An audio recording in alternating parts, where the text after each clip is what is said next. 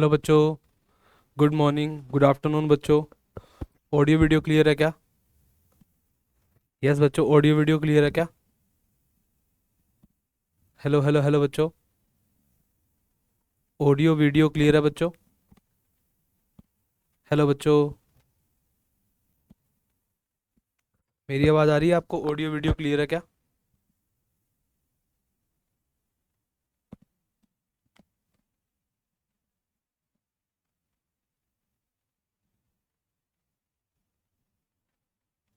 Yes बच्चों, ये हमारी 12th क्लास है ना अभी। हेलो बच्चों। बेटा कोई कम से कम रिप्लाई तो करो। ऑडियो वीडियो सब क्लियर है क्या?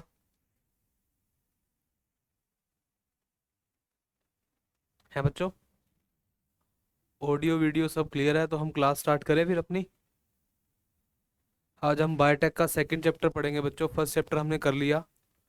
बायोटेक के फर्स्ट चैप्टर से बेटा आपको कोई डाउट है, कुछ पूछना है तो बताइए प्लीज़। यस बेटा बोलो। बायोटेक के फर्स्ट चैप्टर से आपको कोई डाउट है तो प्लीज़ बताइए।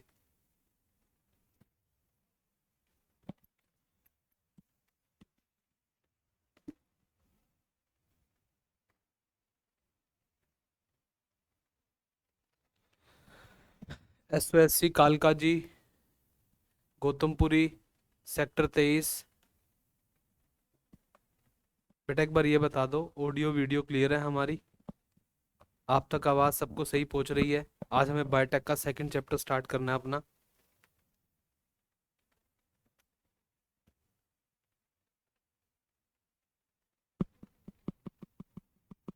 है बेटा? बोलो बेटा, ऑडियो वीडियो क्लियर है क्या?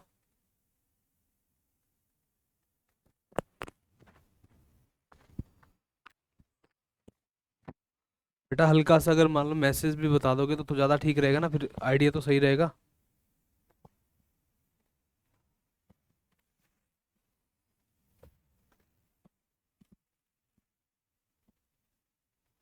चलो ठीक है बच्चों, फिर हम स्टार्ट करते हैं अपना second chapter, biotechnology and its application.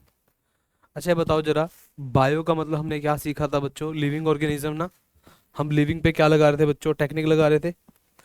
और लिविंग पे टेक्निक लगाकर हम लिविंग से बेटा काफ़ी सारा यूज़फुल प्रोडक्ट बनाते हैं ना। तो लिविंग पे हम लोग टेक्निक लगाते हैं, उससे फिर हमें क्या मिलता है बेटा? यूज़फुल प्रोडक्ट मिलता है जिसका कोई दुनिया में दूसरा सोर्स ही नहीं है ना। हमें और कहीं से प्रोडक्ट वो नहीं मिल सकता। वही तो बायोटेक्नोलॉजी होती है। आज हम जो सीखेंगे बच्चों वो इसका एप्लीकेशन सीखेंगे कि बायोटेक ने हमारी कहाँ कहाँ पर हेल्प की बच्चों, वो सीखते हैं। आपको क्या लगता है बेटा, हम बायोटेक का यूज़ आज काफ़ी जगह पर कर रहे हैं, लेकिन इस चैप्टर में बेटा हम दो बातें डिस्कस करेंगे। एक तो हम ये सीखेंगे कि बायोटेक ने हमारी एग्रीकल्चर में क्या कंट्रीब्यूट किया। दूसरा हम सीखेंगे बच्चों कि बायोटेक ने हमारे हेल्थ डिपार्टमेंट में क्या कंट्रीब्यूट किया, हमारी हेल्थ को इम्प्रूव करने में क्या कंट्रीब्यूट किया, वो हम डिस्कस करेंगे। ठीक है? तो बच्चों देखो जरा, ये आपकी NCERT है, बायोटेक्नोलॉजी एंड इट्स एप्लीकेशन हम पढ़ रहे हैं, है ना। जैसा कि बेटा हमने प्रीवियस चैप्टर में पढ़ा है, ठीक है, इंडस्ट्रियल स्केल पर हम लोग काफ़ी सारी चीज़ें प्रोड्यूस करते हैं, है ना। बायो फार्मास्यूटिकल्स कहने का मतलब है काफ़ी सारी दवाइयाँ हम लोग बनाते हैं जो बैक्टीरिया की हेल्प से बनाते हैं, उसमें जीन ट्रांसफ़र करके बनाते हैं बेटा। तो बायोटेक का यूज़ तो है। इस पूरे चैप्टर में बच्चों आपको दो जगह बायोटेक का यूज़ पढ़ना है। एक पढ़ना है कि आपकी एग्रीकल्चर लैंड में प्लांट की प्रोडक्टिविटी को बढ़ाने में बायोटेक का कितना बड़ा कंट्रीब्यूशन है ना। और biological using genetically modified microbes use किए हमने बेटा, फंगस यूज़ किए बेटा, प्लांट्स यूज़ किए बेटा, एनिमल यूज़ किए, है ना। तो ये सब हमारे क्या हैं बच्चों? जेनेटिकली मॉडिफाइड हमने यहाँ पर प्लांट बनाए, एनिमल बनाए, फंगस बनाए। ये सब क्यों बना रहे हैं? क्योंकि हम इन सबसे बेटा यूज़फुल प्रोडक्ट बनाना चाहते हैं। और वो ऐसा प्रोडक्ट होता है बेटा जिसका कोई दूसरा सोर्स ही नहीं होता, सिर्फ एक ही सोर्स होता है, बायोटेक्नोलॉजी, है ना। तो बेटा देखो जरा, तो एप्लीकेशन की जब बात आती है बेटा, तो बायोटेक ने ना थेराप्यूटिक्स, इलाज वगैरह करने में, चीज़ों का इलाज करने में, बीमारियों का ट्रीटमेंट करने में, डिजीज का ट्रीटमेंट करने में बहुत बड़ा कंट्रीब्यूशन, है ना, दिया है बेटा। बायोटेक ने बहुत बड़ा रोल प्ले किया है। काफ़ी सारी ऐसी डिसऑर्डर है बेटा जो काफ़ी ड्रेडफुल थी, जिनसे लोगों की जान चली जाती थी, लेकिन बायोटेक ने उसको संभाल लिया, बायोटेक ने उसका इलाज ढूंढ दिया, है ना। तो काफ़ी सारे डिसऑर्डर का बायोटेक ने इलाज भी ढूंढा है ना।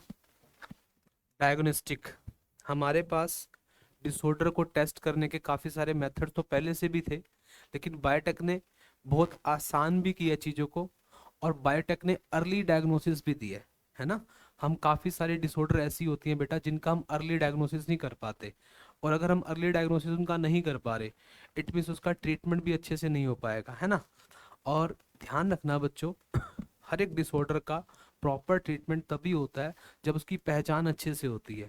जब आप डॉक्टर के पास जाते हो, डॉक्टर आपको क्या बोलते हैं कि पहले आप ये टेस्ट कराओ, पहले आप ये टेस्ट कराओ, पहले आप वो टेस्ट कराओ, आपको ये सब फॉर्मेलिटी लगती है, लेकिन डॉक्टर प्रैक्टिकल लेवल पर ये काम सही कर रहा है। जब तक हम किसी डिसऑर्डर का डायग्नोसिस ही नहीं करेंगे तो हमें आइडिया नहीं होगा। तो डायग्नोसिस में बेटा बहुत बड़ा कंट्रीब्यूशन है बायोटेक का, है ना।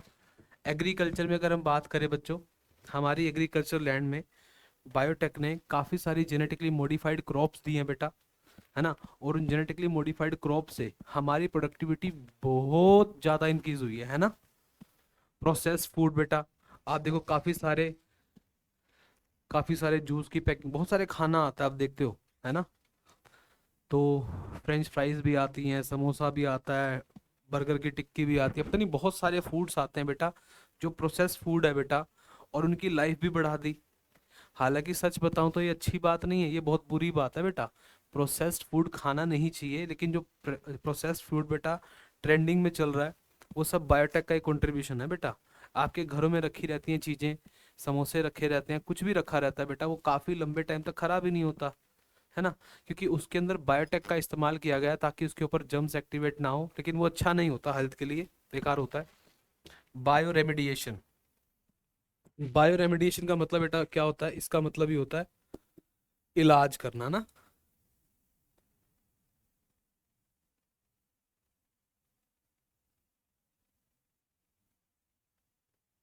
ठीक है ना। बायो रेमेडिएशन का मतलब होता है बच्चों इलाज करना होता है। लिविंग, अगर हम बात करें बायोटेक की हेल्प से हम जो इलाज करते हैं उसको बायो रेमेडिएशन बोलते हैं हम लोग। वेस्ट ट्रीटमेंट, आपने पढ़ा होगा बच्चों, सीवेज ट्रीटमेंट प्लांट आपने पढ़ा होगा, एसटीपी पढ़ा होगा, वहां पर हम लोग क्या करते हैं, गंदे पानी को साफ करते हैं। गंदे पानी को साफ करने के लिए बेटा कोई मशीन नहीं बनी आज तक, लेकिन हाँ, माइक्रोब्स की हेल्प से हम गंदे पानी में से बेटा फीकल मैटर को भी रिमूव कर पाते हैं। तो वेस्ट ट्रीटमेंट में भी हेल्प कर रहे हैं। एनर्जी प्रोडक्शन, आपने बायोगैस के बारे में सुना होगा। जो बायोगैस प्रोडक्शन है बच्चों, वो भी तो बायोटेक का ही कंट्रीब्यूशन है, वो भी तो बायोटेक्नोलॉजी है, वहां पर भी तो लिविंग का यूज किया गया, टेक्निक लगाई गई है जिससे बायोगैस प्रोड्यूस हो रही है ना। थ्री क्रिटिकल रिसर्च एरियाज जो बायोटेक के हैं बेटा, वो देखो ये है, देखो बायोटेक ने बेटा क्या किया, बेस्ट कैटलिस्ट प्रोवाइड किया, है ना। अगर हम बात करें बच्चों, हमने एक तरीके से बैक्टीरिया के लिए, माइक्रोब्स के लिए एक ऑप्टिमम कंडीशन क्रिएट किया, जिससे हमें उस बैक्टीरिया ने बेटा यूजफुल प्रोडक्ट दिया। तुम खुद सोचो, आपने इससे पहले वाले चैप्टर में क्या पढ़ा था बेटा, आप लोग डीएनए को निकालते थे, जीन को अलग करते थे, जीन को बैक्टीरिया में ट्रांसफर करते थे, उसे कल्चर करते थे, है ना। तो बायोटेक ने बेटा हर उस प्रोडक्ट का फॉर्मेशन इजी कर दिया जो किसी जीन से बनता है। बस हमें कुछ कंडीशंस का, कुछ प्रिंसिपल्स का ध्यान रखना होता है बस, है ना। डाउनस्ट्रीम प्रोसेसिंग आपने सुनी है बच्चों, जिसमें आप प्रोडक्ट को निकालते हो, उसकी टेस्टिंग करते हो, उसकी लेबलिंग करते हो, प्रिजर्वेटिव को ऐड करते हो, है ना। अब हम ये देखेंगे बेटा कि बायोटेक ने, हम अब ये पढ़ेंगे इस चैप्टर में बेटा कि बायोटेक ने किस तरीके से हमारी क्वालिटी को इम्प्रूव किया बेटा, फूड की फील्ड में बेटा, ठीक है, और हेल्थ की फील्ड में किस तरीके से चीज़ों को इम्प्रूव किया वो हम पढ़ेंगे, ठीक है। चलो, यहाँ पर देखो जरा, बायोटेक्नोलॉजी की एप्लीकेशन इन एग्रीकल्चर। अगर हम आपसे बात करें बच्चों, एग्रीकल्चर की बात करते हैं, ठीक है, सुनना। हम इस चैप्टर में ये पढ़ेंगे बच्चों कि एग्रीकल्चर में बायोटेक का कितना बड़ा रोल है। आप जरा ध्यान से सोचो, अपने दादा से कभी पूछो या दादी से पूछो, उनके टाइम में बेटा खेतों से इतनी प्रोडक्टिविटी नहीं होती थी जितनी आज होती है। आज प्रोडक्टिविटी काफी बढ़ गई है। देखो एक बात सुनना ध्यान से, क्वालिटी तो देखो, सच बताऊं तो क्वालिटी तो डाउन हो रही है, लेकिन क्वांटिटी के मामले में बायोटेक का बहुत बड़ा रोल है। और बायोटेक क्वांटिटी के साथ साथ क्वालिटी पे भी ध्यान देने की कोशिश कर रही है कि हम फूड के प्रोडक्ट की क्वालिटी को भी मेंटेन करके चलें। बट क्वांटिटी में तो बेटा बायोटेक ने बहुत ज़बरदस्त अचीवमेंट हासिल की है ना। बहुत पुराने टाइम की बात है बेटा, 1950 के आसपास, है ना। इंडिया से ज़्यादा प्रोडक्टिविटी नहीं होती थी वीट की, सिर्फ 11 मिलियन टन होती थी।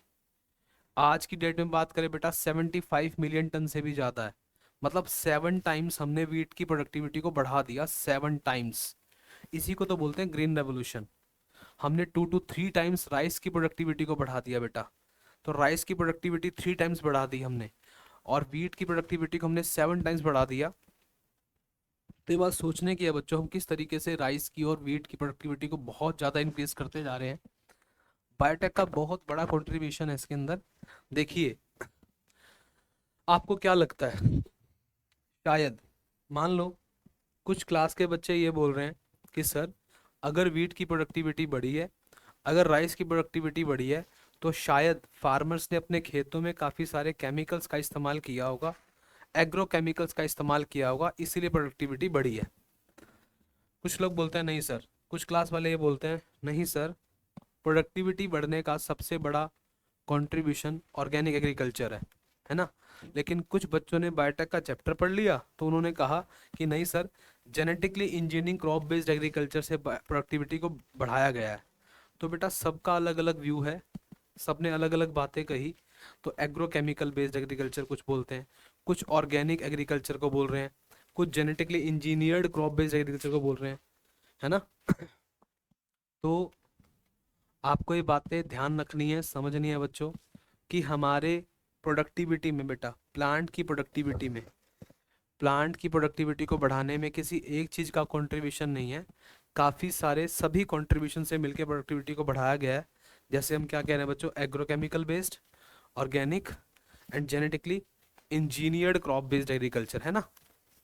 चलो बेटा नेक्स्ट, एक वर्ड हमारे सामने आता है बच्चों, ग्रीन रेवोल्यूशन। ग्रीन रेवोल्यूशन, ये क्या होता है बेटा, ग्रीन रेवोल्यूशन। ग्रीन रेवोल्यूशन क्या होता है? ग्रीन का मतलब क्या होता है बेटा, प्लांट्स होता है ना। रेवोल्यूशन का मतलब क्या होता है बेटा, ड्रास्टिक इंक्रीज होता है, बहुत ड्रास्टिकली बढ़ना, किसी भी चीज़ का ड्रास्टिक बढ़ जाना, एकदम से बहुत ज़्यादा मल्टीप्लाई हो जाना बेटा, उसको रेवोल्यूशन बोलते हैं, है ना। तो ट्रिपलिंग हुआ बेटा, ट्रिपलिंग, यानी फूड की सप्लाई 3 टाइम्स बढ़ गई बेटा, 3 टाइम्स सप्लाई बढ़ गई, है ना। तो बेटा अगर हम बात करें अ, हमारी जो पॉपुलेशन है बेटा डे बाय डे बढ़ती जा रही है, पॉपुलेशन भी तो बढ़ रही है। आपने पढ़ा होगा बेटा रिप्रोडक्टिव हेल्थ में, जो ह्यूमन की पॉपुलेशन थी बच्चों 350 मिलियन के अराउंड थी ना। कब की बात है बच्चों ये, जो 350 मिलियन थी बेटा, ये कब की बात है, बहुत पुरानी बात है। 1950 के आसपास इतनी हमारी पॉपुलेशन थी इंडिया की, सिर्फ 35 करोड़ थी, सिर्फ 35 करोड़ लोग थे बस। कितना सब कुछ खुला डुला था, आज कितनी भीड़ भाड़ हो चुकी है, कितना भीड़ भड़का हो चुका है ना। पहले सब कुछ खुला डुला था, सिर्फ 35 करोड़ लोग थे बेटा। आज की डेट में 135 करोड़ लोग हैं बेटा। पहले सिर्फ 35 करोड़ लोग थे बेटा, अब 135 करोड़ लोग हैं बेटा। ह्यूमन की पॉपुलेशन डे बाय डे बढ़ती जा रही है। अब ह्यूमन की पॉपुलेशन बढ़ने से बेटा इंडिया का साइज तो बढ़ने वाला है नहीं, है ना, कि वो साइज बढ़ जाएगा बेटा। हमारे लिए फूड के सोर्स लिमिटेड है ना, और स्पेस क्या लिमिटेड है बेटा। तो फिर उस हिसाब से आप जरा सोचो, महंगाई तो बढ़ेगी ना बेटा। तो हम कह रहे हैं पॉपुलेशन काफ़ी बढ़ती जा रही है, और इंक्रीजिंग पॉपुलेशन की डिमांड को पूरा करने के लिए हमें कुछ रेवोल्यूशन तो करना पड़ेगा। और सबसे बड़ा रेवोल्यूशन अगर सच में है तो वो बायोटेक का है। बायोटेक ने ही प्रोडक्टिविटी को काफ़ी इंक्रीज की है, अदरवाइज इतनी इंक्रीजिंग पॉपुलेशन की डिमांड को पूरा करने के लिए हम लोग कैपेबल थे ही नहीं, है ना। तो हमने बेटा इम्प्रूव्ड क्रॉप वैरायटीज को यूज किया अपने खेतों में, है ना, बेटर मैनेजमेंट किया बच्चों, है ना, और हमने एग्रो केमिकल यूज किए बेटा, एग्रो केमिकल्स। एक बात और ध्यान रखना बेटा, अपने खेतों में पैदावार को बढ़ाने के लिए हम जितने भी केमिकल यूज करते हैं बेटा, उन सभी केमिकल को हम लोग एग्रो केमिकल्स की कैटेगरी में रखते हैं। एग्रो का मतलब होता है बच्चों एग्रीकल्चर, केमिकल्स तुम जानते ही हो, एग्रो केमिकल्स उनको बोलते हैं। तो बेटा हमारी पैदावार को बढ़ाने में, है ना, प्रोडक्टिविटी को बढ़ाने में जिन केमिकल्स का यूज होता है उनको हम एग्रो केमिकल्स के नाम से जानते हैं, है ना, क्लियर। तो एग्रो केमिकल्स की अगर हम बात करते हैं बच्चों, आपके खेतों में सिर्फ दो तरह के केमिकल यूज होते हैं। या तो आपके पापा बेटा आपके खेतों की मिट्टी की उसकी फर्टिलिटी को बढ़ाना चाहते हैं तो वो यूज करते हैं फर्टिलाइजर्स, उनको फर्टिलाइजर्स कहते हैं। या फिर आपके पापा पेड़ पौधों को कीड़ों से बचाना चाहते हैं, पेस्ट से बचाना चाहते हैं, उनको बोलते हैं पेस्टिसाइड। तो दो तरह के केमिकल यूज होते हैं बेटा, एक तो होते हैं पेस्टिसाइड्स, एक होते हैं बेटा फर्टिलाइजर। इन दोनों को बोलते हैं एग्रो केमिकल्स, ठीक है। तो आप इस बात को समझ लो, डे बाय डे ह्यूमन की पॉपुलेशन काफ़ी इंक्रीज होती जा रही है, और इस इंक्रीजिंग पॉपुलेशन की डिमांड को पूरा करने के लिए हमें फूड की प्रोडक्टिविटी को बढ़ाना होगा, है ना। और फूड की प्रोडक्टिविटी को बढ़ाने के लिए कोई एक चीज़ यहाँ पर हेल्प नहीं करी, काफ़ी सारी चीज़ों का कंट्रीब्यूशन है, उसकी वजह से हम प्रोडक्टिविटी को बढ़ा पा रहे, राइट। चलो बच्चों,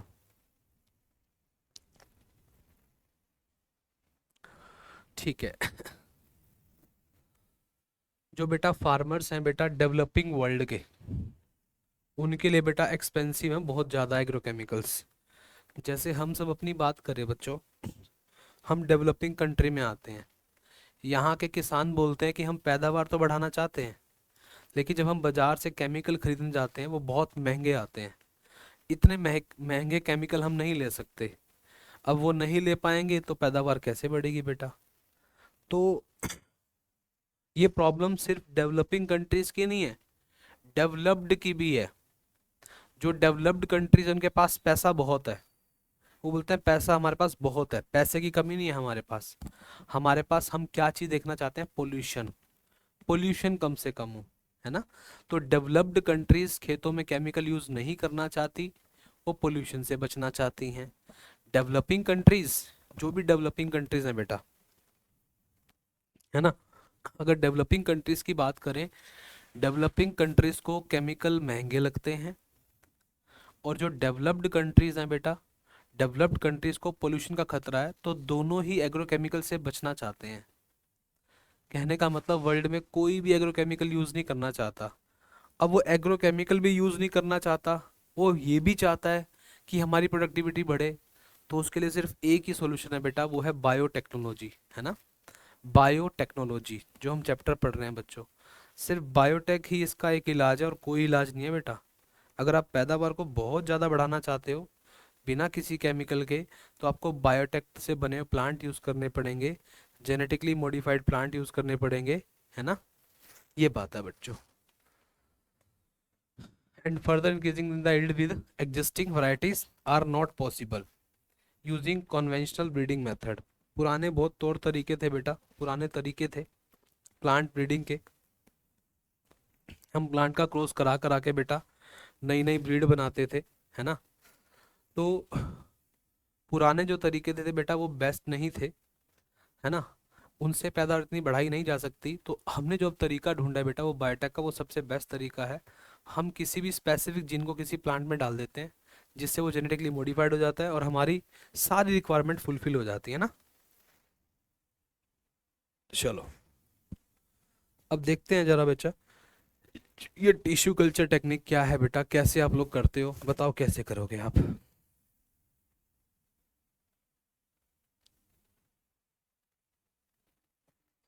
मान लो बच्चों कोई भी एक प्लांट है, ठीक है,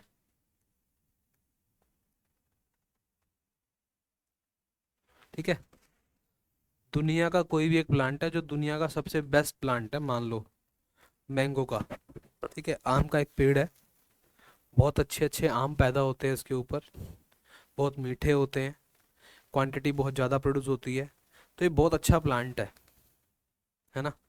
अब हम चाहते हैं कि इंडिया के कोने कोने में इस प्लांट को भेजा जाए, तो हम इसका जेनेटिक मेकअप एक तरीके से ना, हम लोग क्या चाहते हैं, हम हमने क्या किया,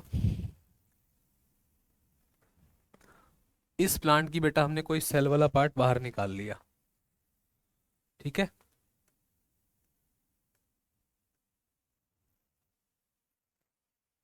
ये हमने बाहर निकाल लिया बच्चों, ठीक है। ये हमने सेल निकाल ली इस प्लांट की बाहर। ये जो सेल है बच्चों, ये सेल है मेरिस्टेमेटिक सेल, है ना, मेरिस्टेमेटिक सेल है बच्चों ये, ठीक है, मेरिस्टेमेटिक सेल है। इस सेल की मैं तुम्हारे को 3 प्रॉपर्टी बताता हूँ। अब मैं तुम्हें ये चीज़ सिखाऊंगा कि मान लो आप एक प्लांट के जैसे मल्टीपल प्लांट्स बनाना चाहते हो, हजारों लाखों प्लांट बनाना चाहते हो, तो उसका क्या तरीका है, ये हमें इस चैप्टर में समझाया जाता है। तो मान लो एक प्लांट है ये, और ये जेनेटिकली मॉडिफाइड प्लांट है, ठीक है। तो अब हम इसकी मल्टीपल कॉपीज कैसे बना रहे हैं बच्चों, तो हमने सबसे पहले क्या किया, हमने सबसे पहले एक सेल को यहाँ से निकाल लिया, इस मेरिस्टेमेटिक सेल को। इसके पास जो पावर है बच्चों, वो पावर है बेटा, इसके पास D3 की पावर है। ये D3 की पावर क्या होती है बेटा, सबसे पहली पावर कि ये बेटा डिजीज डिजीज फ्री है, ठीक है। ये क्या है बेटा, डिजीज फ्री है, राइट। दूसरी बात, दूसरा बेटा क्या है इसके पास, डिफरेंशिएशन की पावर है इसके पास, डिजीज फ्री है, डिफरेंशिएशन की पावर है। तीसरा बेटा डिवीजन की पावर है ना। ये प्लांट की बेटा मेरिस्टेमेटिक सेल है। क्वेश्चन ये भी तुम्हारे माइंड में आ रहा होगा, सर अगर आप इस प्लांट से काफ़ी सारे प्लांट बनाना चाहते हो तो आपको मेरिस्टेमेटिक सेल ही क्यों पसंद आई, इसके पास तो परमानेंट सेल भी है, आपने मेरिस्टेमेटिक क्यों ली, आप परमानेंट क्यों नहीं ले रहे। क्योंकि बेटा इस प्लांट की, अगर मान लो इस प्लांट को कोई डिजीज भी है बेटा, डिजीज हमेशा परमानेंट पार्ट में होती है बेटा, मेरिस्टेमेटिक पार्ट में डिजीज नहीं होती। तो जो मेरिस्टेमेटिक पार्ट होता है ना बेटा, वो हमेशा कैसा होता है, डिजीज फ्री होता है, इसलिए मैंने सेल को चुना है। दूसरा बेटा इसके पास डिवीजन की पावर भी है। अब जिसके पास डिवीजन की पावर है बेटा, वही तो आगे फर्दर एक प्लांट में कन्वर्ट हो पाएगा। और सबसे मजे की बात, इसके पास डिफरेंशिएशन की पावर भी है। ये डिफरेंशिएशन क्या होता है बेटा, आप इसके मास ऑफ सेल से रूट भी बना सकते हो, शूट भी बना सकते हो, कुछ भी बना सकते हो। अभी तो ये सेल है, अभी सेल को हम कल्चर भी करेंगे, है ना, अभी से हम कल्चर भी करेंगे। तो मान लो इसको हमने कल्चर किया, कल्चर करके हमारे पास काफ़ी सारी सेल बन गई बेटा, मास ऑफ सेल बन गया। इस मास ऑफ सेल को हम लोग कैलस बोलते हैं, कैलस, ठीक है। और फिर हम क्या करेंगे, इस मास ऑफ सेल को हम, है ना, अलग अलग कंटेनर्स में डालकर, ठीक है, हार्मोन से ट्रीट करा देंगे। तो बेटा मान लो मैंने इस मास ऑफ सेल में से थोड़ी सी सेल को यहाँ डाल दिया, थोड़ी सी सेल को यहाँ डाल दिया, थोड़ी सी सेल को यहाँ डाल दिया, ठीक है। उसके बाद इसमें हमने क्या डाल दिया बेटा, हॉर्मोन्स, प्लांट हॉर्मोन्स डाल दिए, ठीक है। हॉर्मोन्स डालने से क्या हो बच्चों, हॉर्मोन्स डालने से इसके नीचे डेवलप हो गया बेटा रूट सिस्टम, ठीक है, रूट सिस्टम, सबके रूट सिस्टम। इसको याद रखने का तरीका है बच्चों, AR, ठीक है। अगर आप बच्चों अगर आप बच्चों इस टाइम इसमें ऑक्सिन हार्मोन ज़्यादा डालोगे तो रूट बन जाएगी। तो रूट बनने की वजह कौन है बेटा, ऑक्सिन हार्मोन, है ना। तो रूट बनने की वजह बेटा क्या, ऑक्सिन हार्मोन है, ठीक है ना। तो आपको क्या करना है बच्चों, आपके पास एक प्लांट है, ठीक है बच्चों, आपने उसकी सेल को लिया, बिल्कुल, है ना, एक सेकंड, आपके पास एक प्लांट है, कोई भी जेनेटिकली मॉडिफाइड प्लांट है, आपने उसकी सेल को लिया, ठीक है। सेल कौन सी लिया आपने, मेरिस्टेमेटिक ली बेटा। और अगर इस सेल की खास बात करें, तो इस सेल की अगर हमारे पास खास बात ये आती है बच्चों मेरिस्टेमेटिक सेल की खास बात हमारे पास ये आती है कि इसके पास डिवीजन की पावर है, डिफरेंशिएशन की पावर है ना, और ये डिजीज फ्री होती है। ऐसा ही होता है ना बेटा, तो डिवीजन की पावर है, डिफरेंशिएशन की पावर है, और ये डिजीज फ्री है। हमने इसे बेटा कल्चर किया, कल्चर करके बेटा ये बन गया मास ऑफ सेल, इसे कैलस बोला। फिर हमने हार्मोन से ट्रीट किया, हमने सबसे पहले ऑक्सिन डाला तो रूट सिस्टम बन गया, और फिर हमने साइटोकाइन डाला तो इसमें शूट सिस्टम बन गया। तो हमने एक प्लांट से ऐसे बहुत सारे प्लांट बना दिए बेटा, एक सेल से हमने बहुत सारे प्लांट बना दिए। इसी को हम बच्चों माइक्रो प्रोपेगेशन भी कहते हैं। देखो, आओ देखते हैं, समझते हैं। तो बेटा देखो जरा, as traditional breeding technique fail to keep pace with the demand and provide sufficiently fast efficient system for crop improvement। सीधी सी बात यह है, जो पुराने तरीके हैं प्लांट की अलग अलग ब्रीड बनाने के, प्लांट ब्रीडिंग टेक्निक आज की डेट में ज़ीरो है। कोई भी साइंटिस्ट प्लांट ब्रीडिंग पर काम करना ही नहीं चाहता। क्यों? उससे बेटा प्रोडक्टिविटी बढ़ती तो है बट इतनी नहीं बढ़ती। दूसरी सबसे बड़ी प्रॉब्लम क्या है बेटा, जो प्लांट ब्रीडिंग टेक्निक्स हैं, एक प्लांट की ब्रीड को बनाने में 10 साल 15 साल 20 साल लग जाते हैं, तब तक तो बहुत बड़ी प्रॉब्लम क्रिएट हो जाएगी। तो ट्रेडिशनल जो प्लांट ब्रीडिंग मेथड है वो बढ़िया नहीं है। हाँ, अब जो मेथड हम पढ़ रहे हैं वो बढ़िया है। अनदर टेक्निक जिसका नाम क्या है बच्चों, टिश्यू कल्चर। ये तो फिर भी बहुत बेस्ट है। टिश्यू कल्चर आज की डेट में नंबर 1 चीज़ है। इस टेक्निक से बेटा आप बहुत ज़्यादा लोगों की डिमांड को पूरा कर सकते हो। एक कंट्री तो क्या, पूरे वर्ल्ड में जितनी भी कंट्रीज हैं आप सबकी डिमांड को पूरा कर सकते हो टिश्यू कल्चर टेक्निक से, है ना। तो टिश्यू कल्चर है क्या, देखो 1950 की बात है। एक वर्ड यहाँ पर आया, वर्ड एक्सप्लांट। ये एक्सप्लांट क्या होता है बेटा, जो पार्ट हमने प्लांट का प्लांट से अलग कर दिया उसी पार्ट को बच्चों आप लोग क्या बोलते हो, उसी पार्ट को बच्चों आप लोग एक्सप्लांट के नाम से जानते हो। तो ये एक्सप्लांट है, जो पार्ट आपने प्लांट का प्लांट से अलग कर दिया वो एक्सप्लांट होता है, ठीक है। तो यहाँ पे क्या होता है एक्सप्लांट बेटा, any part of plant taken out and grown in test tube, बाहर निकाल लिया और टेस्ट ट्यूब में ग्रो कर दिया, ठीक है, अंडर द स्टेराइल कंडीशन, है ना। कंडीशन तो स्टेराइल होनी चाहिए ना बेटा, न्यूट्रिएंट मीडियम होना चाहिए, स्टेराइल कंडीशन होनी चाहिए बेटा। हम किसी भी कंडीशन में थोड़ी ग्रो करेंगे उसको, तो ये बात गलत है। अंडर द स्टेराइल कंडीशंस, सीधी सी बात है, अगर मैंने कोई ऐसी सेल लिया बेटा, अगर मैं इसको ऐसी कंडीशन में ग्रो करूंगा जहां पर अदर माइक्रोब्स के जर्मिनेट करने की पॉसिबिलिटी है, तो मैं प्लांट कभी बना ही नहीं पाऊंगा। तो मेरे पास मीडियम कैसा होना चाहिए बेटा, स्टेराइल होना चाहिए, ठीक है। उसके बाद देखो बेटा, सबसे बढ़िया बात क्या है, the capacity to generate whole plant from any cell explant is called totipotency. ये बहुत अच्छी बात है बेटा। एक बात देखो जरा समझो, आपने यहाँ पर क्या लिया, एक सेल ही तो लिया। आपने इस सेल से बेटा कित पूरा का पूरा प्लांट बना दिया। ये 3 प्लांट तो बना दिया आपने, एक सेल से बना दिए। इसकी इस पावर का नाम है बच्चों टोटी पोटेंसी। टोटी मतलब बेटा टोटल, पोटेंसी मतलब पावर। तो जिसके पास पूरा प्लांट बनाने की पावर है बेटा उसको टोटी पोटेंसी बोलते हैं। टोटी मतलब टोटल, पोटेंसी मतलब पावर, टोटल पावर, ठीक है। वो आगे देखेंगे बेटा हम यहाँ पर, जब आप डिटेल में आगे पढ़ोगे तो।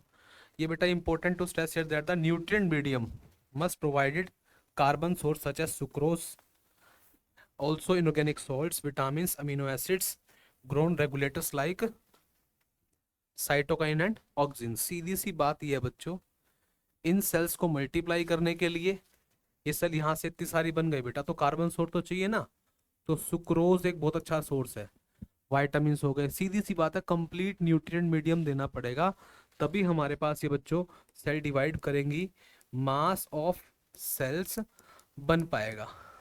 एक बात बताओ, जायगोट जो होता है, जायगोट को भी तो डिवाइड करने के लिए न्यूट्रिएंट चाहिए बच्चों, है ना। आप भी छोटे से बड़े हो, आपको भी तो फूड का इंटेक करना पड़ता है। जब आप फूड का इंटेक करते हो तभी तो आपकी सेल डिवाइड करती हैं। ऐसे बेटा जो ये सेल है, इसके डिवीजन के लिए हमें न्यूट्रिएंट मीडियम देना पड़ेगा। यहाँ पर क्या है बेटा, वो सुक्रोज है, कार्बन का वो सोर्स है, विटामिन है, ये सब है ना, ठीक है। और लास्ट में बेटा हमें क्या करना पड़ेगा, इनके रूट सिस्टम को और शूट सिस्टम को डेवलप करने के लिए हमें हॉर्मोन्स देने पड़ेंगे बेटा। अगर आप रूट बनाना चाहते हो तो आप यहाँ पर बेटा ऑक्सीजन ज़्यादा दे दोगे। अगर आप शूट बनाना चाहते हो बेटा तो यहाँ पे आप साइटोकाइन हार्मोन ज़्यादा दे दोगे, है ना। ठीक है जी।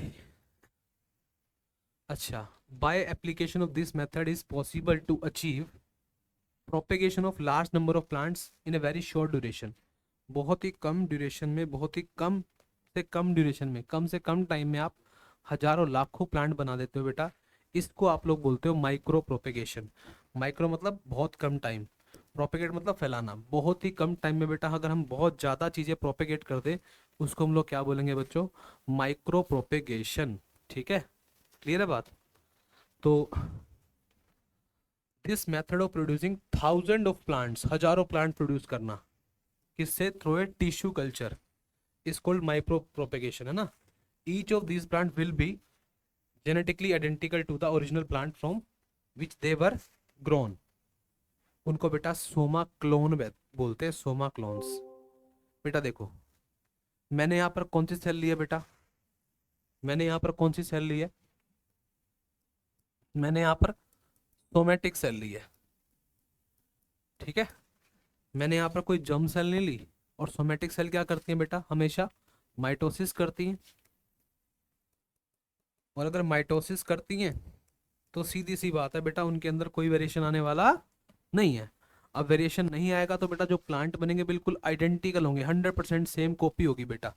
तो ये तीनों के तीनों बेटा 100% सेम है ना, उसके सेम है। इनको क्या बोलते हैं बेटा हम लोग, सोमा क्लोन्स, सोमा क्लोन्स बोलते हैं। क्लियर, तो ये सोमा क्लोन्स होते हैं। ठीक है,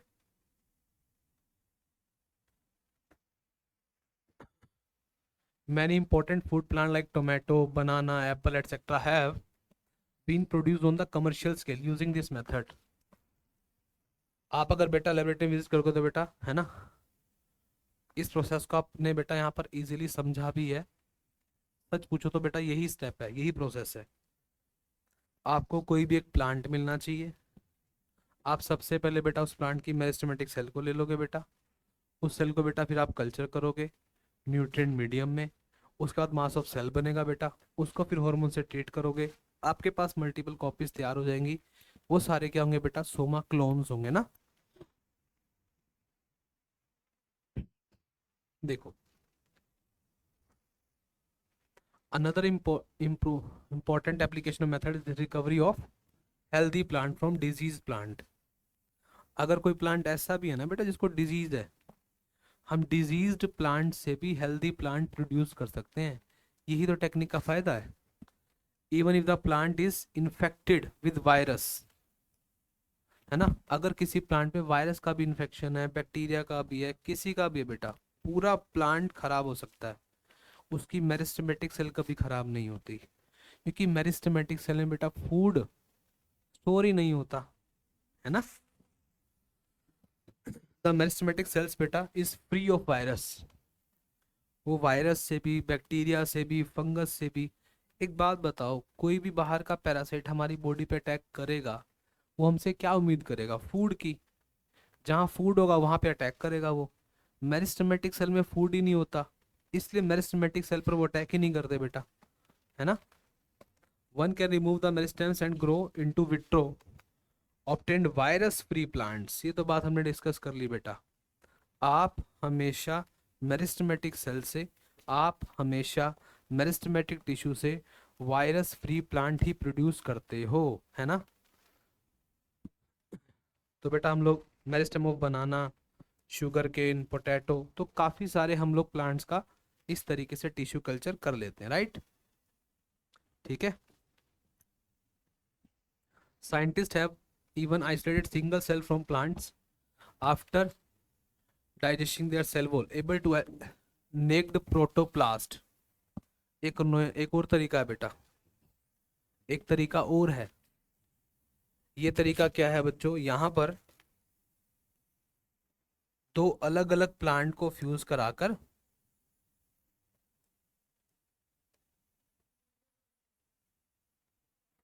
यहाँ पर बेटा दो अलग अलग प्लांट से सेल लेकर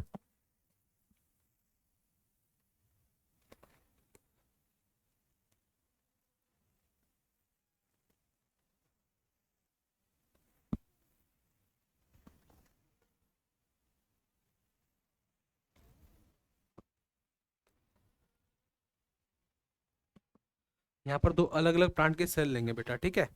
और हम क्या करेंगे बेटा, सबसे पहले उनकी ना सेल वॉल को डिसोल्व करा देंगे, ठीक है। तो ये इनकी मान लो सेल वॉल है, ठीक है। इसको डिसोल्व करा देंगे बेटा। तो इनकी सेल वॉल को डिसोल्व करा देंगे, ठीक है। तो हमारे पास बच्चों ये सेल वॉल आ जाएगी, है ना। एक सेल ये आ गई बेटा, और एक सेल ये आ गई। और जब बेटा किसी प्लांट की सेल वॉल डिसोल्व हो जाती है ना, उसको बोलते हैं बेटा हम लोग प्रोटोप्लास्ट, है ना। प्रोटोप्लास्ट बोलते हैं उसको। तो ये क्या है बच्चों, प्रोटोप्लास्ट है, प्रोटोप्लास्ट है ना, ये प्रोटोप्लास्ट है बेटा।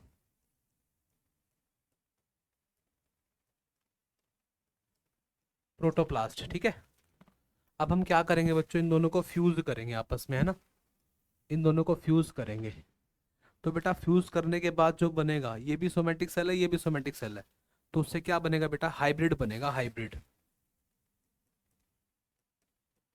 और ये सोमेटिक सेल से बना है, तो इसको सोमेटिक हाइब्रिड बोलते हैं बेटा, है ना, सोमेटिक हाइब्रिड। तो हम इस तरीके से भी करते हैं बेटा, दो अलग अलग प्लांट की, है ना। हमारे पास दो अलग अलग प्लांट है। हम सबसे पहले उनकी बेटा मेरिस्टेमेटिक सेल की सेल को डिसोल्व करा के, फिर हम कीमो फ्यूजन से, इलेक्ट्रिक फ्यूजन से दोनों सेल को फ्यूज करा के एक ऐसा हाइब्रिड बनाते हैं, उसको सोमेटिक हाइब्रिड हम बोलते हैं, है ना। तो यहाँ पे हमने क्या किया बेटा, naked protoplast surrounding by plasma membrane, है ना। इसके पास बेटा प्लाज्मा मेम्ब्रेन तो है ना, ये तो है ना बेटा इसके पास। तो हम इसकी प्लाज्मा मेम्ब्रेन को बेटा आप क्या करा रहे हैं, फ्यूज करा रहे हैं, है ना। Forms two different variety of plants each having a desirable character. ऐसा नहीं है बेटा किसी को उठा के हमने फ्यूज करा दिया, इसके पास अपना कुछ यूनिक करेक्टर होना चाहिए, इसके पास अपना कुछ यूनिक करेक्टर होना चाहिए, दोनों को फिर हमें फ्यूज कराना है ना। Can be to get fuse hybrid protoplast which can further grow to form new plant, right. और जो बनेगा बेटा उसे हम क्या बोलेंगे, सोमेटिक हाइब्रिड, है ना। जैसे हम लोग, कुछ लोग ऐसा भी करते हैं बेटा, टमाटर के प्लांट को और आलू के प्लांट को मिक्स करके सोमेटिक हाइब्रिड बनाने की कोशिश की गई थी बेटा, है ना। टोमेटो को और पोटैटो को मिलाकर एक ऐसा प्लांट बनाने की कोशिश की गई थी बेटा, उसको पोमेटो बोलते हैं। तो ये सच बात है, उस प्लांट के ऊपर दोनों ही चीजें ग्रो हुई थी बेटा, अलग अलग। टोमेटो भी हुआ था, पोटैटो भी हुआ था। तो वो सोमेटिक हाइब्रिड था, बट ये ज़्यादा सक्सेसफुल नहीं हो पाया, उनको सोमेटिक हाइब्रिड बोलते हैं। और टेक्निक का नाम बेटा क्या होता है, सोमेटिक हाइब्रिडाइजेशन होता है ना। तो देखो, ये कह रहा है कि इमेजिन करो बेटा, एक ऐसी सिचुएशन को इमेजिन करो, है ना, कि हमने क्या किया, एक ऐसी सिचुएशन को इमेजिन करो बेटा, हमने क्या किया बेटा, फ्यूज किया टोमेटो के प्रोटोप्लाज्म को, फ्यूज किया बेटा पोटैटो के साथ, और ग्रो किया इनको बेटा, है ना। तो बेटा न्यू प्लांट हमने प्रोड्यूस किया जिसके पास दोनों कैरेक्टरिस्टिक थे। तो बेटा टमाटर को और आलू को मिक्स करके आप एक ऐसा प्लांट बनाने की कोशिश कर रहे हो जो आलू भी प्रोड्यूस करके दे आपको और जो टमाटर भी प्रोड्यूस करके दे, राइट। ठीक है बच्चों। तो बेटा ऐसा करने से क्या हुआ, हमने क्या अचीव किया बेटा, हमने एक तरीके से पोमैटो अचीव किया, पोमैटो, है ना। तो हमने क्या अचीव किया बच्चों, पोमैटो अचीव किया, जिसके पास, है ना, unfortunately this plant did not have all these desired combinations, है ना, फॉर कमर्शियल यूटिलाइजेशन। तो मैंने क्या तुम्हें कहा था बेटा, ये ज़्यादा सक्सेसफुल नहीं हो पाया, है ना। ठीक है।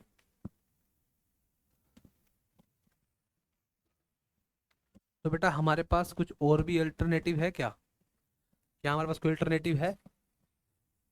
Our genetics can show that farmers may obtain maximum yield from their fields. Is there a way to minimize use of fertilizers, chemicals so the harmful effects on the environment are reduced? तो बेटा हमारे पास chemical fertiliser से बचने का सिर्फ एक ही तरीका है बेटा, हम जेनेटिकली मॉडिफाइड प्लांट बनाना चाहते हैं। हम अगर जेनेटिकली मॉडिफाइड प्लांट बनाएंगे, है ना, हम जेनेटिकली मॉडिफाइड प्लांट बनाना चाहते हैं बच्चों। बातों को जरा समझने की कोशिश करो बेटा। हम जेनेटिकली मॉडिफाइड प्लांट बनाकर ही बेटा एग्रोकेमिकल वाली प्रॉब्लम का सोल्यूशन कर सकते हैं, और कोई हमारे पास रास्ता नहीं है ना।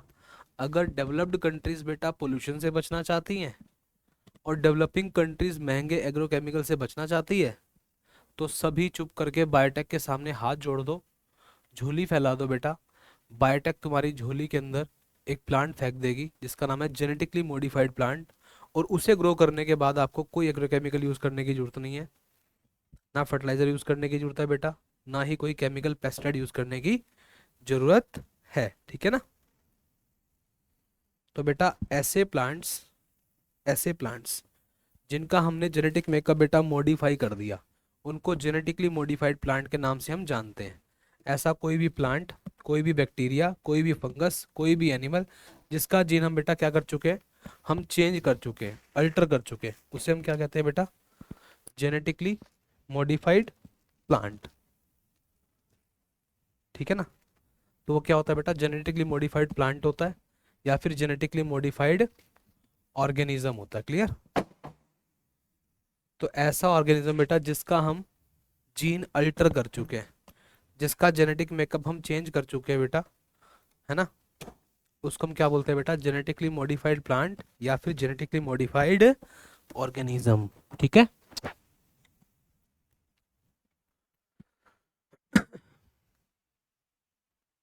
अच्छा एक बात बताओ, हमने बेटा जो जेनेटिकली मॉडिफाइड प्लांट बनाए होंगे, क्या क्या ऐड ऑन किया गया होगा उनके अंदर, क्या क्या ऐड किया हमने उनके अंदर बेटा, बताओ क्या क्या ऐड किया।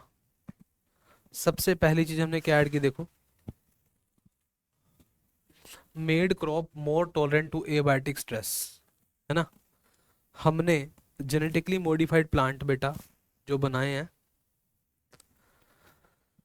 हमने जो जेनेटिकली मॉडिफाइड प्लांट बनाया बेटा, हमने एक तरीके से उनको एबायोटिक स्ट्रेस से बचने का पोटेंशियल उसमें डाल दिया। मतलब नॉर्मल जो प्लांट होता है बेटा, मान लो तुम्हारे पास एक प्लांट है, तुम्हारे पास जो प्लांट है बेटा वो सर्दी को सहन नहीं कर सकता, गर्मी को सहन नहीं कर सकता, है ना, सूखे को सहन नहीं कर सकता, लेकिन मेरे पास जो प्लांट है या किसी बायोटेक्नोलॉजिस्ट के पास जो प्लांट है, वो सर्दी को भी, सूखे को भी, नमक को भी, सबको, हीट को, सबको सहन कर सकता है। तो इससे अच्छी बात क्या होगी बेटा। तो जेनेटिक मॉडिफाइड प्लांट का सबसे पहला खास जो फीचर है बेटा, वो ये है कि वो अपने आप को किसी भी एबायोटिक स्ट्रेस से बचाने की पावर रखता है, ठीक है। उसके बाद reduce reliance on chemical pesticide, ठीक है। हम्म एक बात बताओ जरा, अगर आप अपने खेतों में बेटा जेनेटिकली मॉडिफाइड प्लांट को यूज करोगे, है ना, अगर आप अपने खेतों में बेटा जेनेटिकली मॉडिफाइड प्लांट को यूज करोगे, तो आपको कोई भी केमिकल पेस्टिसाइड डालने की जरूरत नहीं है। आपका प्लांट प्राकृतिक तरीके से ही बेटा पेस्ट रेजिस्टेंट होगा, कोई पेस्ट यूज करने की नीड ही नहीं है ना। इसका कोई मुझे मीनिंग बताए, इसका कोई मुझे मीनिंग बताए बेटा। Help to reduce post harvest loss, कोई बच्चा बताएगा बेटा, help to reduce post harvest loss, बोलो। Help to reduce post harvest loss, इसका कोई मीनिंग मुझे बता दे एक बार।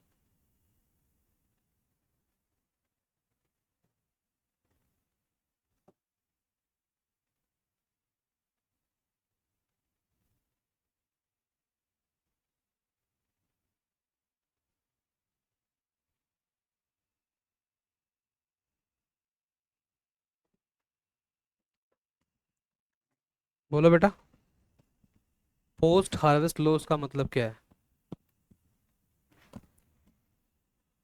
पोस्ट का मतलब होता है बेटा खेती करने के बाद होने वाला नुकसान, फसल में होने वाले नुकसान को बोलते हैं पोस्ट हार्वेस्ट लॉस। आपको पता है आजकल टमाटर कितने हार्ड वाले आ रहे हैं ना। तो बेटा पहले क्या था बेटा, टमाटर ना सॉफ्ट वाले आते थे, तो फसल पैदा हुई, बाजार में आई, एक जगह से दूसरी जगह जाने पर, एक स्टेट से दूसरे स्टेट में जाने पर वो फसल रास्ते में ही खराब हो गई बेटा। तो कहने का मतलब काफी नुकसान हो गया। वो क्या चीज है बेटा, वो पोस्ट, पोस्ट का मतलब बाद में, हार्वेस्ट का मतलब खेती, फसल के बाद का जो नुकसान है। आज हमने बायोटेक से ऐसी ऐसी फसलें बना दी है बेटा जिनकी लाइफ हमने नेचुरल तरीके से काफी बढ़ा दी, है ना। हमने लाइफ बेटा नेचुरल तरीके से बढ़ा दी, जिससे नुकसान अब काफी कम हो गया। मिनरल यूजेस बाय प्लांट्स, ठीक है। सीधी सी बात बेटा, क्या किया हमने, increase efficiency of mineral use by plants. हमने ऐसे ऐसे प्लांट बना दिए बेटा जो सोइल से मिनरल्स काफ़ी ज़्यादा एब्जॉर्ब करते हैं, और जब वो मिनरल्स काफ़ी ज़्यादा एब्जॉर्ब करेंगे तो बेटा उनकी ग्रोथ भी अच्छी होगी, डेवलपमेंट भी अच्छी होगी। अगर एक प्लांट सोइल से सब कुछ अच्छे से एब्जॉर्ब कर रहा है ना, तो उसकी प्रोडक्टिविटी डेफिनेटली अच्छी होगी, बहुत ही बढ़िया होगी, है ना। Enhance the nutritional value of food, golden ice, vitamin A and इस डाइस, है ना। तो बेटा जरा समझो, अगर हम जरा सोचें यहाँ पर बच्चों, तो बात ये है कि हम यहाँ पर क्वांटिटी के साथ साथ क्वालिटी पे भी काम करना चाहते हैं। क्वांटिटी के साथ साथ क्वालिटी पे भी हम काम करना चाहते हैं यहाँ पर, है ना। क्वांटिटी तो हमें बढ़ानी है, वो तो बढ़ानी है। पॉपुलेशन की डिमांड को पूरा कैसे करेंगे, ऐसे ही कर पाएंगे, है ना। उसके साथ साथ हमें क्वालिटी पे भी ध्यान देना है। तो ये सारी की सारी बातें बेटा हमारे जेनेटिकली मॉडिफाइड प्लांट्स के अंदर होती है, इनबिल्ट होती हैं। 1-2 मिनट का मुझे वेट टाइम दो, मैं पानी लेके आ रहा हूँ बस एक बार, फिर आगे करते हैं कंटिन्यू।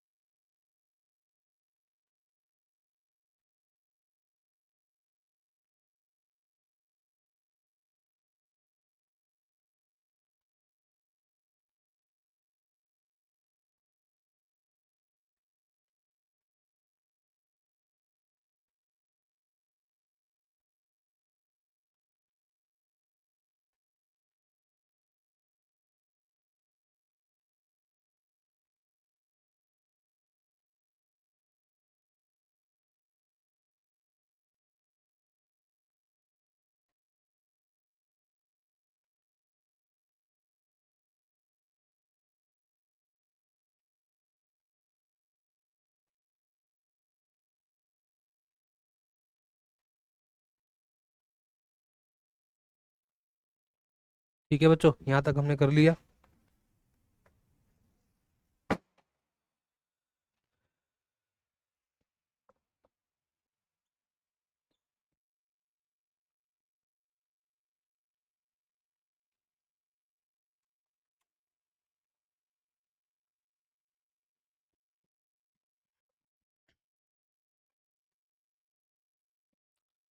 तो आगे देखते हैं बच्चों। देखो,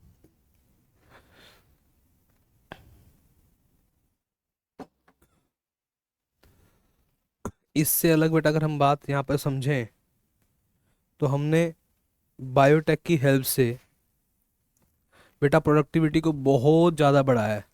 तो in addition to these uses, GM has use to create tailor made.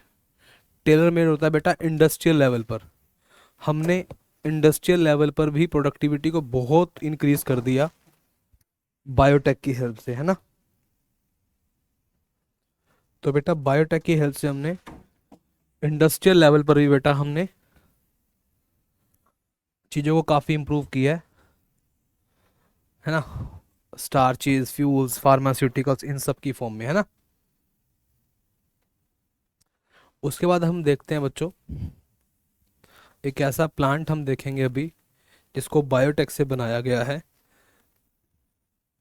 Cotton का जो प्लांट है। Some of application biotech agriculture that you will study in detail. Production of pest resistant plant. सबसे पहले तो बेटा आपको पेस्ट पता होना चाहिए। ऐसा कोई भी ऑर्गेनिज्म जो प्लांट को डिजीज करता हो बेटा उसको पेस्ट कहते हैं। कोई भी ऑर्गेनिज्म जो प्लांट को डिजीज करता है उसको पेस्ट बोलते हैं, है ना। और जिसके पास भी बेटा पेस्ट से रेजिस्टेंट पावर होती है उसको पेस्ट रेजिस्टेंट प्लांट बोलते हैं, ठीक है। तो बेटा हमने बायोटेक से ऐसे प्लांट बनाने की कोशिश की है ना। हमने बायोटेक से बेटा ऐसे प्लांट बनाने की कोशिश की है जिससे बेटा हमने बायोटेक से ऐसे प्लांट बनाने की कोशिश की है बेटा जिससे उनके अंदर पेस्ट रेजिस्टेंट पावर आई है बेटा। हमें अब खेतों में पेस्टिसाइड स्प्रे करने की नीड नहीं है, कोई केमिकल स्प्रे करने की नीड नहीं है। हमारा प्लांट वैसे रेजिस्टेंट है, उसे कुछ भी नहीं होगा। जैसे कि बेटा BT toxin produce by the bacterium bacillus thuringiensis। Bacillus, तो बैसिलस बेटा एक बैक्टीरिया का नाम है, बैसिलस thuringiensis। हमने ना इस बैक्टीरिया से बेटा एक जीन आइसोलेट किया, उस जीन का नाम था क्राई जीन। हमने इससे निकाल कर वो कॉटन के प्लांट में डाल दिया, ठीक है। तो कॉटन के अंदर फिर रेजिस्टेंट पावर आ गई बेटा। तो हमने इससे बीडी टॉक्सिन जीन निकाला, बाहर निकाला बेटा बैक्टीरिया से, and express in plant to provide resistant to insects. सीधी सी बात ही है, बैक्टीरिया का जीन निकाल कर प्लांट में डाल दिया। अब प्लांट में जब वो जीन चला गया उसने वहां पर काम किया, एक्सप्रेस किया।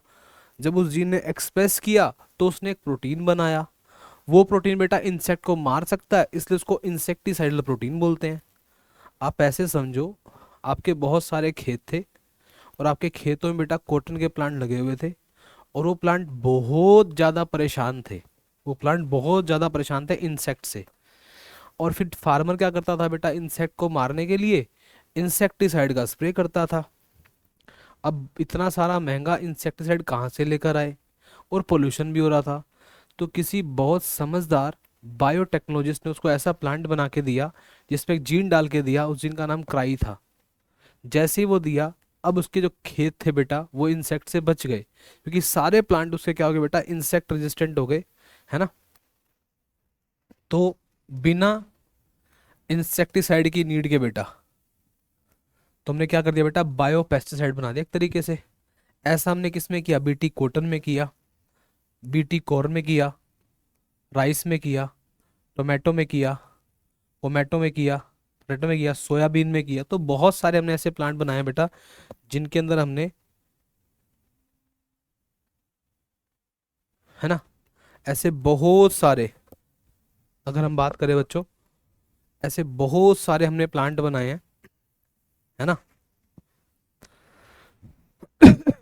ऐसे हमने बहुत सारे प्लांट बनाए जिनके अंदर हमने बेटा एक बैक्टीरिया से जीन निकाल कर डाल दिया। इससे फायदा ये हुआ कि हमारे सभी प्लांट बेटा इंसेक्ट रेजिस्टेंट प्लांट बन गए, ठीक है। बीटी कॉटन, तो बेटा वैसे तो नॉर्मल कॉटन होता है, एक होता है बीटी कॉटन। ये बीटी का मतलब ऐसा नहीं कि ये बायोटेक वाला कॉटन नहीं है। इसमें बीटी का मतलब ये है कि इस कॉटन के प्लांट के अंदर बैक्टीरिया का जीन डाला गया और उस बैक्टीरिया का नाम, बी का मतलब बैसिलस, टी का मतलब थ्यूरिंजेनेसिस, उससे उसका नाम स्टार्ट होता है। तो BT cotton, some strain of bacillus thuringiensis produce protein and that kill insect such as lepidopterans. ये बेटा उन इंसेक्ट के ग्रुप के नाम है जो इंसेक्ट प्लांट को नुकसान पहुंचाते थे बेटा। Lepidopterans, tobacco bird worm, army worm, coleopterans beetles, dipterans flies, mosquitoes, है ना।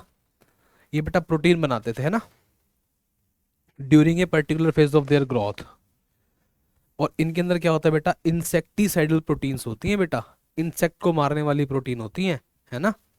तो आपको ध्यान रखना है बच्चों, बीटी कॉटन, बीटी का मतलब बैसिलस thuringiensis, कॉटन का मतलब नॉर्मल कॉटन का प्लांट है जो, इस प्लांट के अंदर बेटा हमने बैक्टीरिया का जीन डाल दिया है ना, बैक्टीरिया का जीन डाल दिया इसके अंदर, ठीक है। जिससे बेटा क्या हुआ,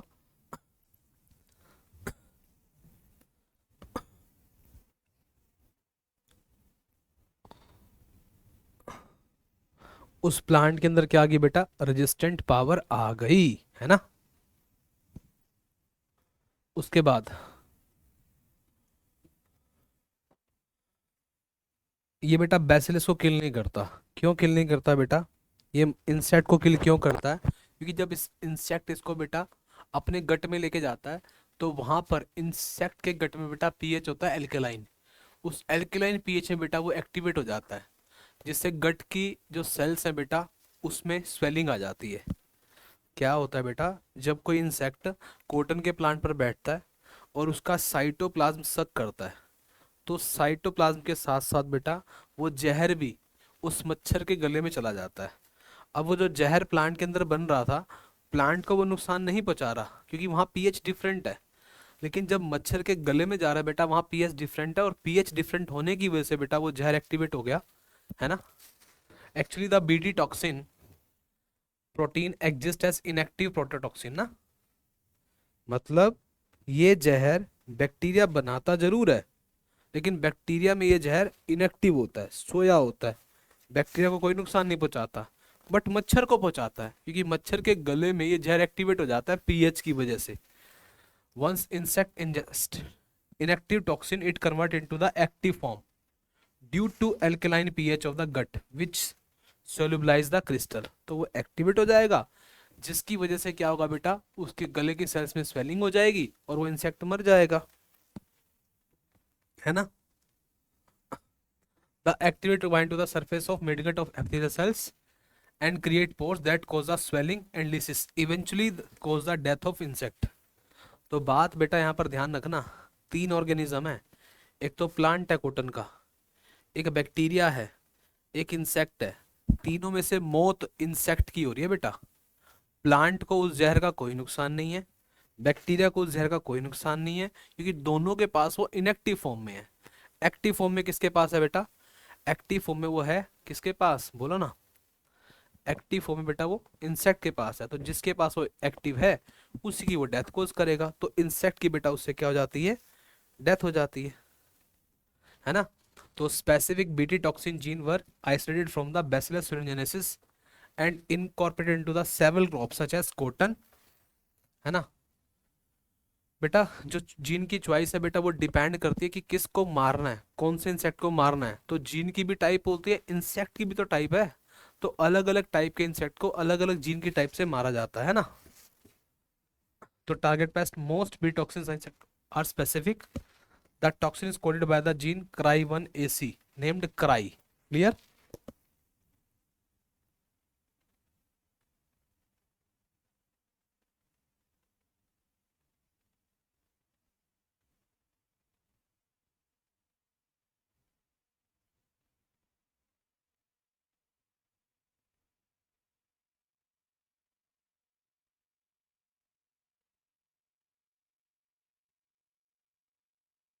ठीक है बच्चों,